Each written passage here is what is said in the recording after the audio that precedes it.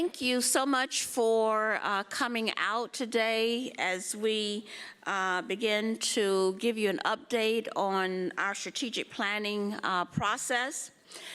As you'll recall, we began a university-wide dialogue about a year ago to develop a refreshed strategic plan for Cal Poly Pomona. Our discussions have been essential in continuing our journey forward, ensuring that the transformation of our campus will meet future needs, the demands, as well as the opportunities. It is important that all of our stakeholders are engaged in the process, and I have appreciated your valuable contributions and perspectives over the past year as we move forward. I'd like to recognize two alumna who served as members of our steering committee. Diane Miller is an alumna of our College of Business Administration and Director of Cybersecurity at Northrop Grumman, and Joan Robinson Berry, who graduated from the College of Engineering, is a Vice President at Boeing. While they couldn't be with us today, their efforts and contributions during this process have been invaluable. Today's presentation will share the outcomes of our conversation, that is, our mission, vision, values, and initiatives, as well as emerging strategies. It is important to note that this is not the end of our conversation. Later in the presentation, we will share our next steps, including how this planning process dovetails with academic planning and campus master planning. It is important for each of you to continue to be engaged as we operationalize and implement the initiatives ahead. I invite you to continue to share your comments, your questions, and your reflections on the strategic plan with the committee at www.cpu.edu/strategic-plan. At this time, I'm so pleased to introduce our co-chair, Provost Sylvia Alva.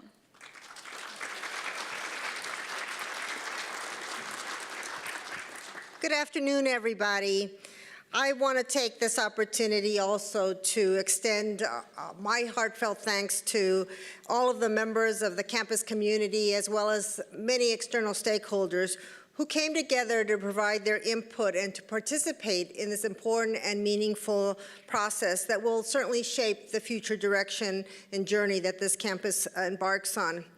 I also want to take an opportunity to thank the members of the Strategic Planning Steering Committee for all of their work on behalf of the university and on behalf of our planning effort here at Cal Poly Pomona. I also would like to extend a special thanks to Gary Hamilton, President Coley's Chief of Staff, for the yeoman work that he did behind the stage, behind every meeting. There was Gary and others working diligently to make sure that the committee was moving forward and that we had meaningful work to be engaged in. So to the steering committee and to Gary, thank you very, very much. We structured our work around 4 mini work groups. They had an opportunity to go out and engage stakeholder groups in revisioning and refreshing the mission, vision, values, and strategic priorities of the campus.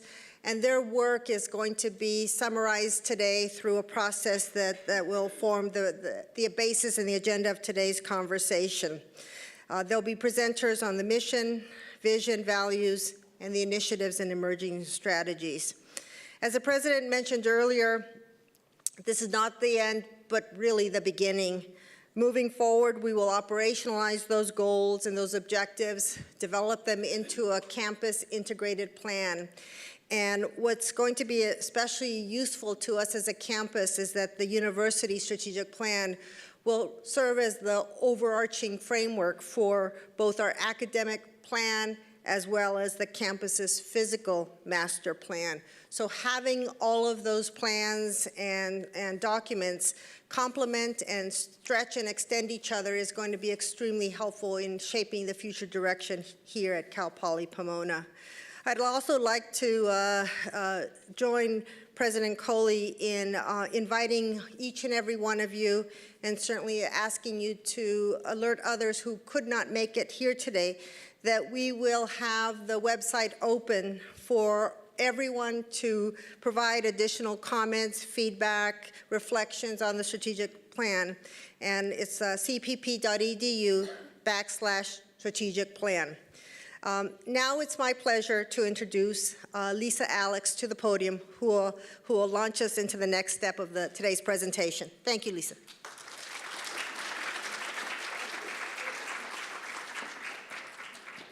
Okay. Is the PowerPoint, how do I get this up on, there we go. Okay, so just to set the stage, a few facts.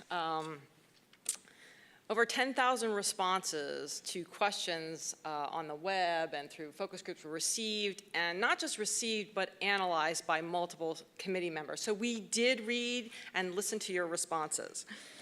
725 faculty, student, staff, alumni, parents, community members, and campus partners participated, okay?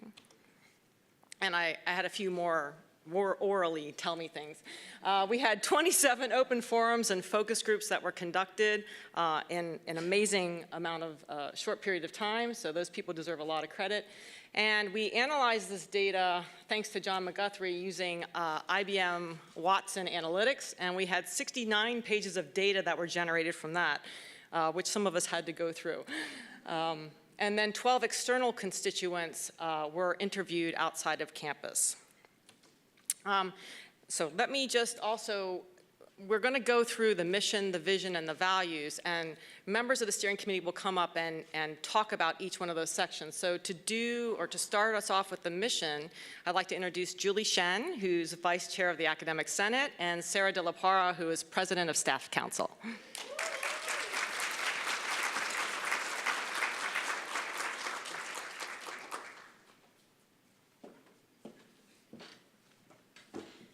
Thank you, Lisa.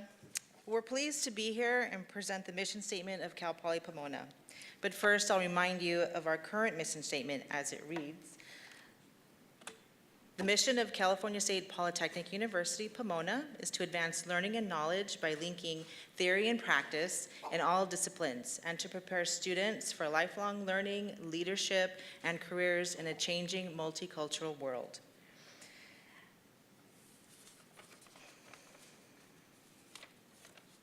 Okay, now I lost my place. Collectively, through open forums and focus groups, our Cal Poly Pomona community thought that our mission statement needed to be more focused, more precise. So the heart of our mission statement hasn't changed, and now Julie will present that to you. Great. Thank you, Sarah.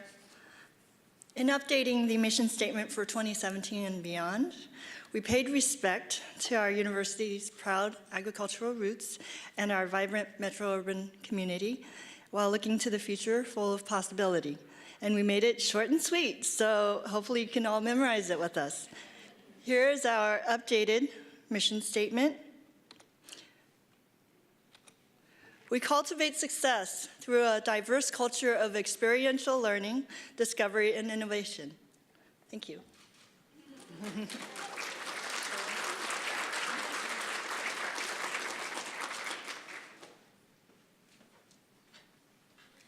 Good afternoon, everybody. I'm Lina Neto, and I'm going to talk to you about our vision.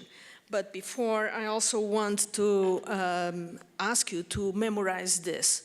Hopefully it's short enough, and then we will all pass the test when President Coley sees us on campus and asks us, so do you know the mission statement? We have no reason to say that we can't memorize this now. So let's talk about the vision. You received an introduction to how much data we actually went through, and there were a few questions that regarding the vision that were top importance. One of the questions that you answered were, what were the top 3 strengths important for the future of Cal Poly Pomona? And obviously, there's, they go through many, many topics, but we identified at least the learn by doing, quality academics, diversity, top teacher scholars. Those really stand out from this immense list. Even though we didn't, we considered all the other topics that you brought up to us. Another question that we asked you was, what aspect or feature of Cal Poly Pomona inspires you the most? And this is really related. It's very important for the vision because we want all of you to be enthusiastic about where we're going to be next.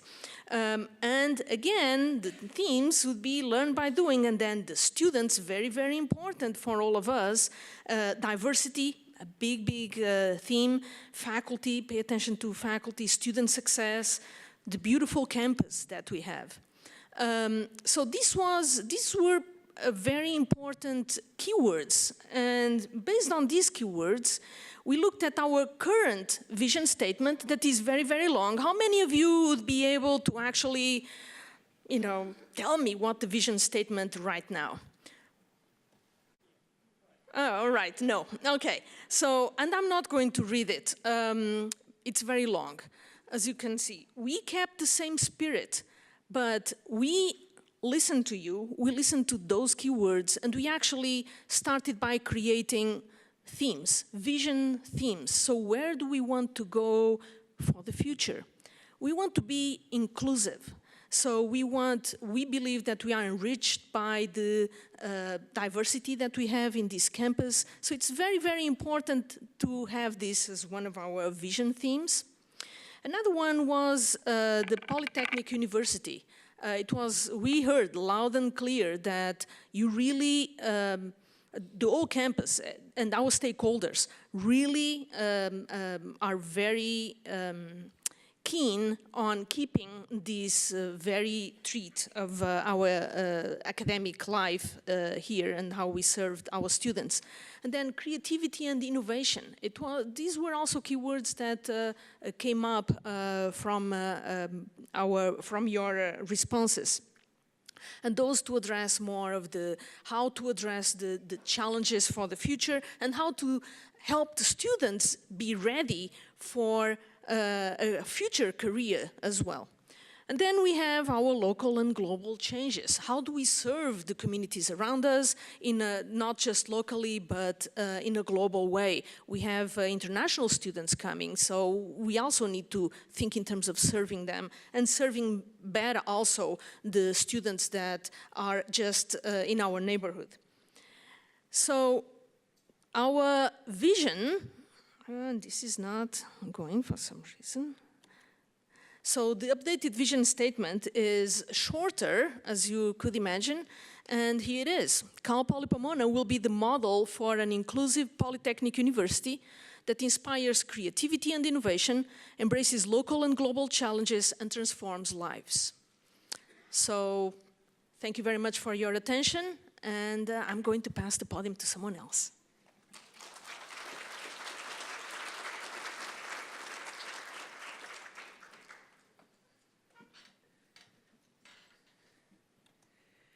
Good afternoon. I'm Leah Dobson. I'm the Dean of the Collins College of Hospitality Management. So I'm going to talk to you about our core values.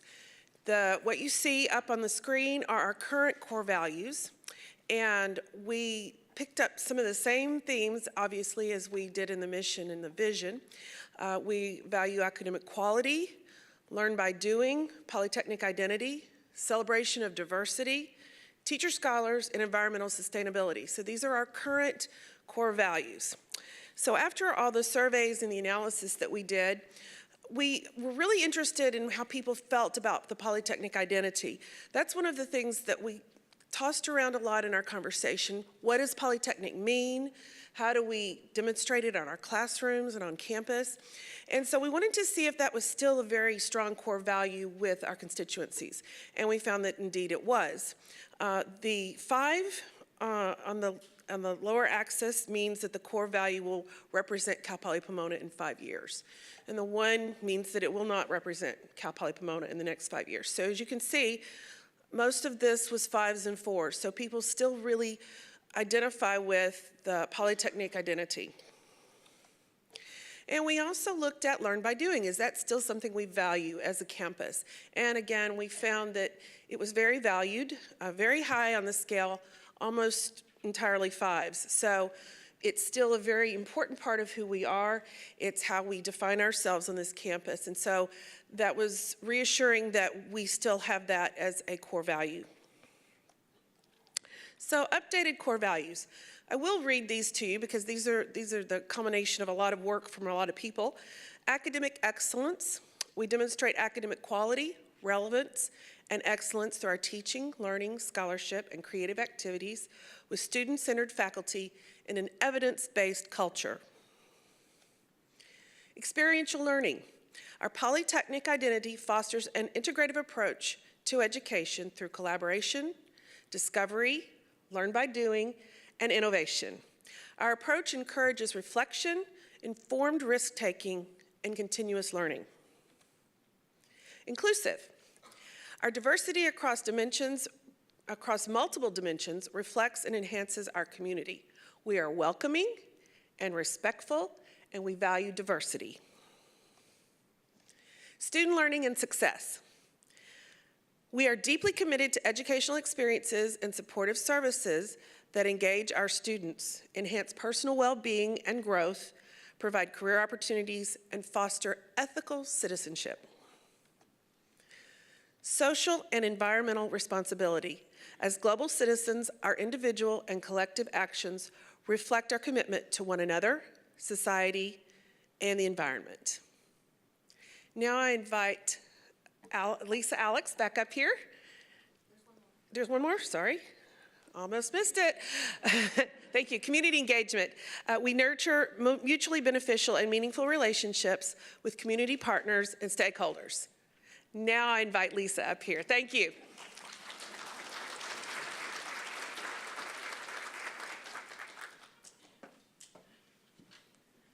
And with me will be Sep Eskandari, who will be assisting me in presenting the next section. Okay. So what is the next phase? I mean, we went and extensively consulted various constituents. We went through the data. We updated the mission, the vision, and the core values. So what do we do next?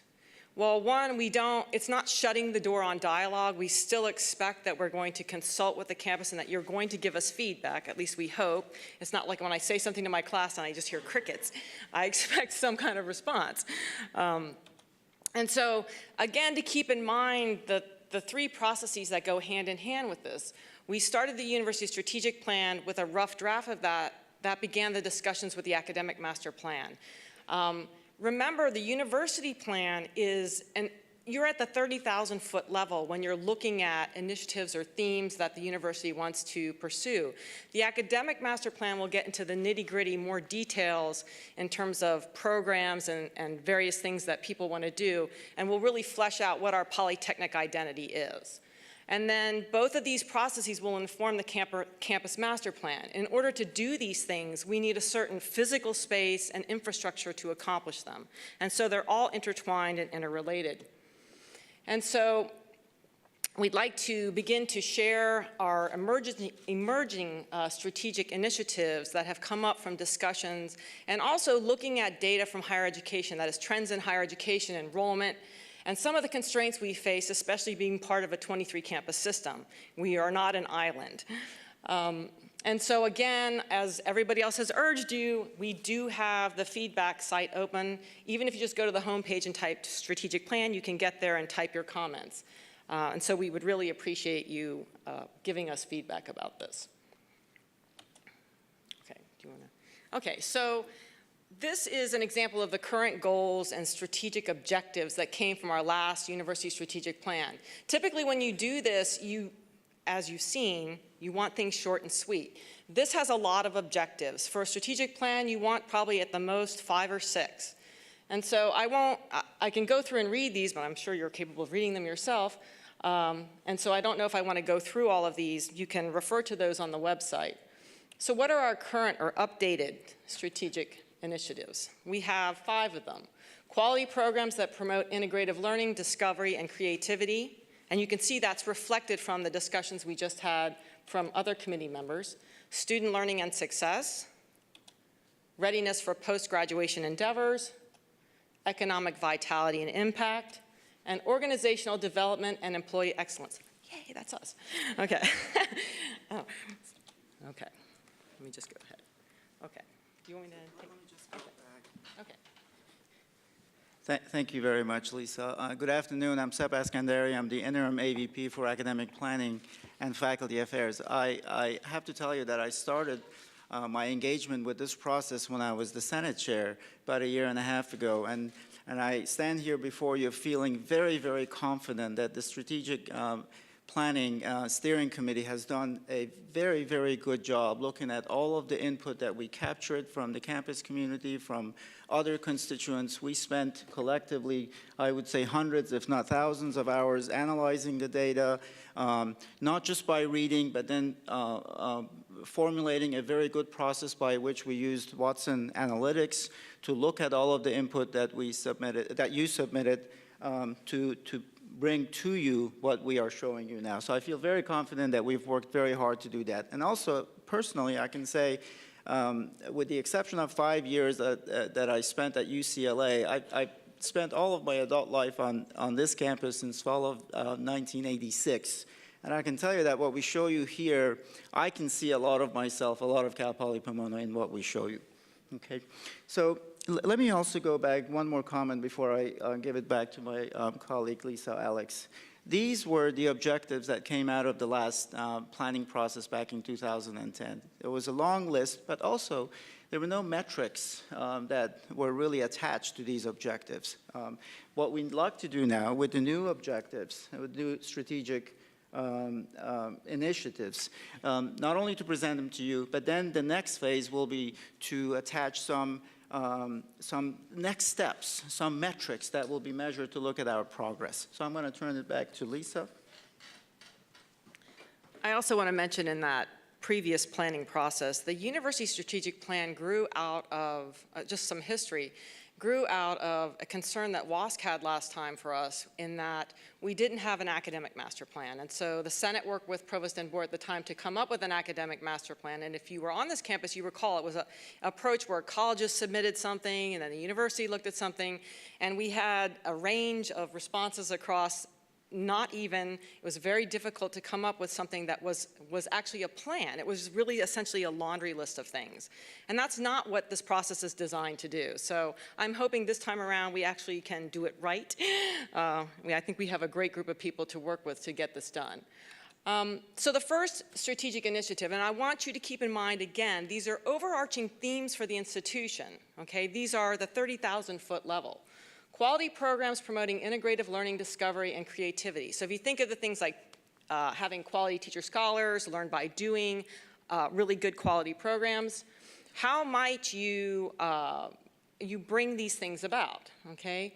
One could be encouraging interdisciplinary collaborations, such as cluster hiring for new faculty to build on synergies with their scholarship, inter-college curriculum development, and research projects.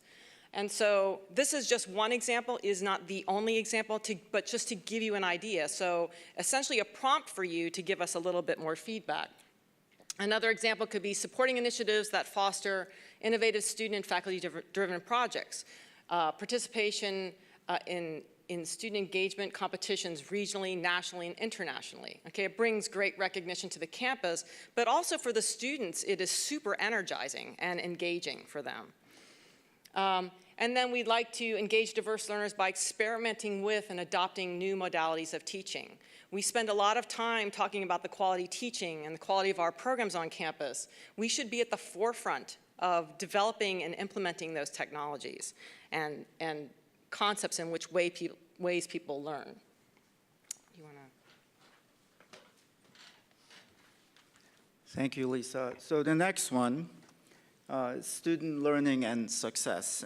Again, when we were looking at all of the data that we collected from you, all of the input that we received, I can say there wasn't a category that didn't receive a lot of reference to student success. So as a campus, as a community, we value student success. So some of the emerging themes that came out of all of the input are summarized here. Again, as Lisa mentioned, these are suggestions for strategic initiatives. We would like to hear more from you as we go to our next steps. So some of the emerging strategies could include leading in the implementation of best practices and eliminating institutional impediments to include students, to enable students to achieve their graduation goals. Okay, let's talk about, for example, impediments. Let me give you one example. The CSU Executive Order 1037 says that students can use a total of 16 semester units for grade forgiveness. At Cal Poly Pomona, we do 16 quarter units. Is that an impediment for student success? Some of us think so. Is that something we need to address as an institution? I think that will take some legitimate debate and dialogue. Nevertheless, that's something that we can identify as a potential impediment, and we could include that as one of our strategic initiatives to reduce the impediments, eliminate the impediments to help our students. Another one, be known for who we include and who we support. As you also saw in the core values, being inclusive, having a diverse campus community is incredibly important to our culture. So we want to be known for who we include to support diversity. Creating an environment that fosters student safety, security, well-being, and a sense of belonging. Again, we want our students to come to this campus, feel that they belong, because we know if they feel that they belong to this community, there's a much, much greater chance of student success. And again, I mentioned when I set foot on this campus some 30-some years ago, I felt included. I want our students to feel the same way now. So that commitment to student success, I would love to see that continue. We had, some of you remember Julian Herrera, the former ASI president. Is Uriah here? Uriah's here, and our current ASI president. I can tell you, there was a lot of input by our student representatives, Uriah and Gabriel. And again, they emphasized this concept of student safety, security, well-being. So not just looking at student success in terms of graduation rates, but looking at our students from a very, very global perspective.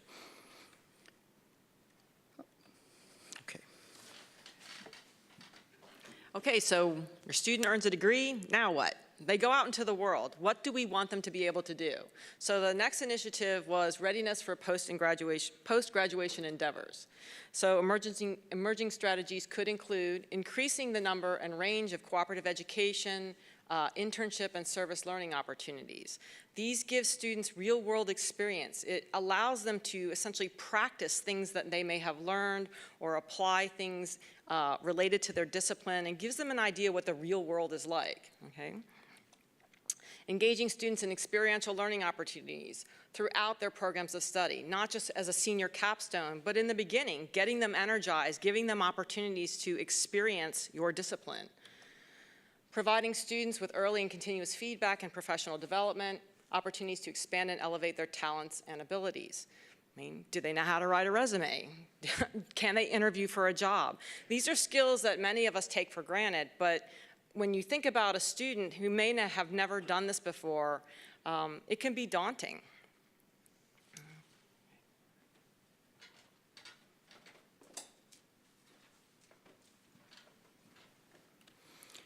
Another one is economic vitality and impact. I think most of us recognize that while we continue to rely on the state of California for the support that we get, we need to explore other avenues of funding revenues for the university. So again, here are some potential emerging strategies. And again, let me once again remind everybody that the Strategic Planning Steering Committee didn't sit in a room and just brainstorm about these strategies. All of these, everything that you see, everything that's being presented to you, is a culmination of months and months of data collection, data gathering, and data analysis. So these are some potential emerging strategies that really resulted from the data that we collected. So increasing public-private partnerships, which support student success in our academic master plan. Clearly, we need, as I mentioned, to explore other funding revenues to support our academic master plan. For example, what are our plans for the Lanterman property? So these are issues that I think we can discuss as a campus. Developing a capital master plan that supports the university's goals and objectives. Again, always with the goal of supporting our academic mission. Boldly promoting our brand and elevate our reputation to reinforce our unique polytechnic identity. Again, as I reflect and I remember all of the input that we collected, and we sat down and read through all of the comments that were submitted. I think some of us read all of the 10,000. Many of you emphasized how important it was for us to elevate our reputation, to elevate our ranking, that we know the great work that we do here for our students. Some people outside of this campus know, but we know that we can do a better job promoting our brand. So again, this could be another strategic initiative.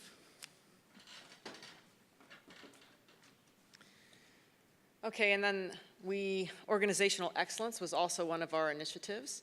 Emerging strategies could include re-engineering business processes, procedures, and policies to streamline operations and enhance organizational effectiveness. I'm all for that. Can we get rid of some of the paper? That would be great. And so that was important, and that came from a lot of people across campus. Encouraging and supporting environmentally responsible initiatives. If we're going to do something, whether it's in the dining halls or building a building, we need to be mindful of our environment. And we also are setting an example for our students, right? You know, we shouldn't just like, oh, this is great. It uses 10 times the energy of every other building. You don't want to do that and say, this is okay. Enhancing training and professional development opportunities. You know, the world of work is changing. Our students will have many jobs in their lifetime. Even in the 20 years I've been on this campus, things have changed dramatically in how we approach the daily work that we do. And so you need a way for both staff and faculty to keep up with those changes and bring new skills back to your units. And I think that is something that the president is committed to and I think is very important for the health of our institution.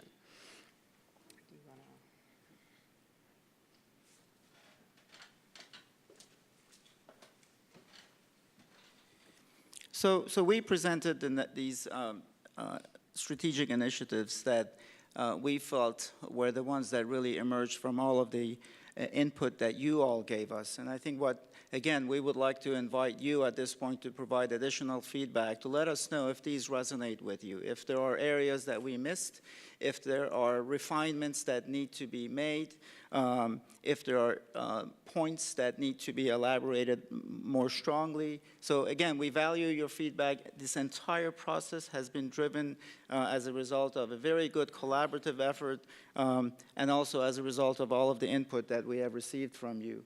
So what are we going to do for the next step? So we need to define goals and identify objectives. So again, as a result of the input that we've received so far, we've presented some strategic initiatives to you.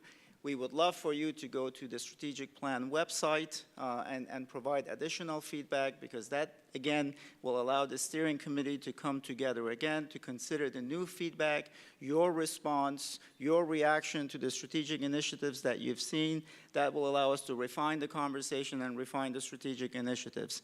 And later in the spring, we'll come back to you with another town hall meeting to then present what we hope will be a finalized version of the strategic initiatives. We need to establish timelines, of course. Once we identify these strategic initiatives, what will be the timeline for implementing those? And of course, there has to be metrics that we'll measure as well, and I'll get to that in a second. Developing budget requirements. Clearly, there will be budget implications for many of the decisions, if not all of the decisions that we make. Again, let me give you one example. If we all collectively decide that this learn by doing or experiential learning is at the core of who we are, if we all decide that we need to increase the number of research projects or faculty-student projects that go on, that clearly has budget implications. So we need to analyze that. We need to understand what the budget implication is, how we're going to pay for it, and how we're going to support that, if we all decide that that's a strategic priority for us. Who will champion these strategic initiatives? Is this something that we do collectively, all of the divisions working together? Is it something that perhaps one division will take the lead on, let's say student affairs, when it comes to student success? Again, this is not for me to decide, but we need to make those decisions in the next phase. Creating metrics. How are we going to monitor our progress? And I think this is something, again, those of you in the audience who had a greater role in the last planning process, please correct me if I'm wrong, but I think this is something that we did not do so well the last time, to create metrics and actually make measurements of the progress that we made, to monitor the progress that we made. So I think this is all. So Lisa, would you like to add anything else? I just wanted to say that when you look at this, you should already feel you begin to see yourself and your unit in this. It shouldn't be overly scary or strange. It's like we do a lot of these things, but we could do a lot of them better. And there are certain directions that one could go within each one of those initiatives. So I don't want you to feel like we haven't reinvented anything and we're not doing anything. As I like the analogy that President Kohler uses, which is you have a tanker ship. You don't just turn it 90 degrees in the water, okay? If you want to get to a particular place, you have to slowly chart your way there. And I think this is the first step in making this place even greater than it already is, because I think it's fantastic, and it's not a very well-known bargain for students, and it provides a great education. So. Thank you, Lisa. So what we've done today, we've brought to you a revised mission statement. We've brought to you a revised vision statement with the themes that were presented to you. We brought to you our core values, revised and updated core values. And also we've brought to you some potential strategic initiatives that we can include in the next phase. So again, everything we've presented to you really came about as a result of the feedback that you gave to us. We would like to hear from you again to let us know if these resonate with you or not. Give us your reaction to these. As Dr. Alex mentioned, do you see yourself in this plan? Do you see yourself in the strategic initiatives? So I think with that, I'm going to thank everybody again for being here today. On behalf of the co-chairs of the Strategic Planning Committee, President Coley and Provost Alva, I want to thank all of you for participating in this process, for the input that you gave to this process. Clearly, I want to thank again the members of the Strategic Planning Steering Committee for, as I mentioned, the thousands of hours of work that was put into this. I mentioned that the next phase will be after we collect additional input from all of you. And again, we've all emphasized that point, and we really want to hear from you again. After we get that input from you, we will go back again. The Strategic Planning Steering Committee will go back again to try to revise these strategic initiatives, and we'll come back to you again maybe mid-spring quarter, around May perhaps, to present to you what we hope will be the final version of this plan. Okay, so let me thank you again for your time and thank all of you for your participation.